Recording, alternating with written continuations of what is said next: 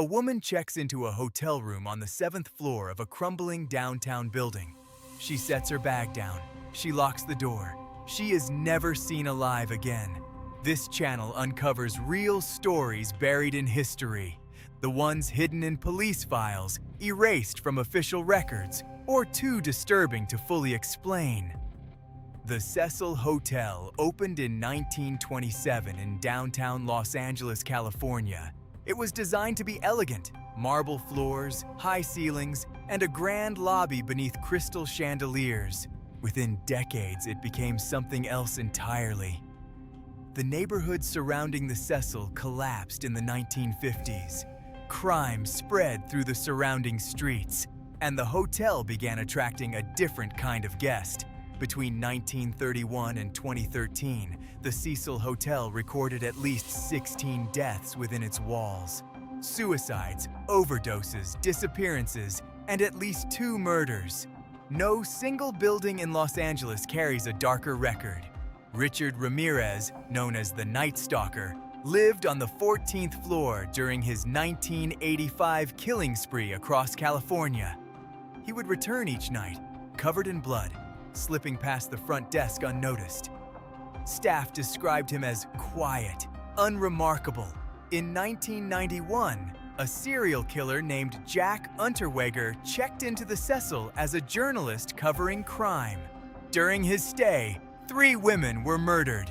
Investigators later connected all 3 deaths directly to him. 2 serial killers, the same hotel, decades apart. Neither was identified until the damage was already done. But the case that brought the Cecil Hotel to global attention happened in January 2013. A 21-year-old Canadian student named Elisa Lam checked in alone. She was traveling. She seemed fine.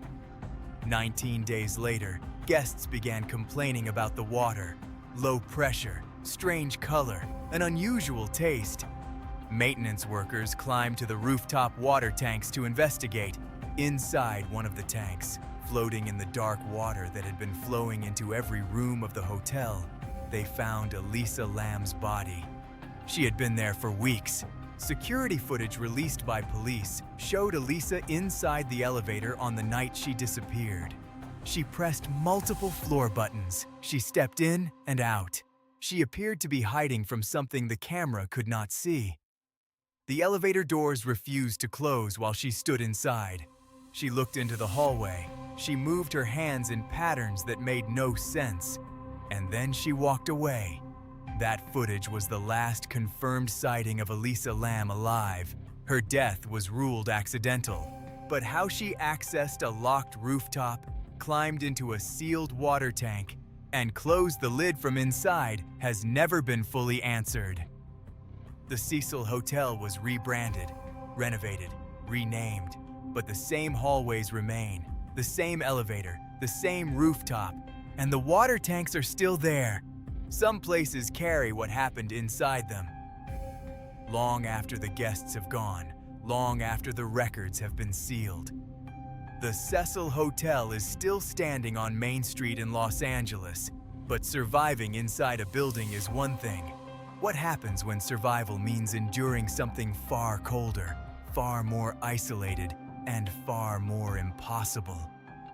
In the winter of 1999, a young woman named Anna Bogenholm was skiing in Norway when she fell through a frozen stream.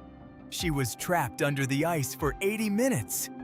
By the time rescuers reached her, her heart had stopped completely.